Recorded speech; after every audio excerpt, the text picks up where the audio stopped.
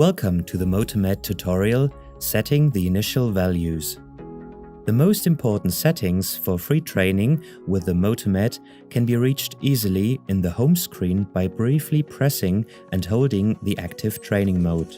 This is the quickest way to get to the Initial Values menu. To set the initial values of the currently inactive training mode, simply select the respective button, arms or legs.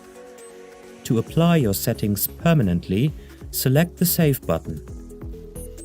However, if you want to apply the settings only to the current training, select Start Training.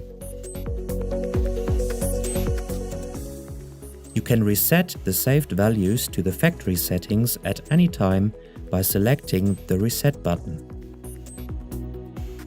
However, the change of the initial values can also be reached classically in the home screen via the Settings button.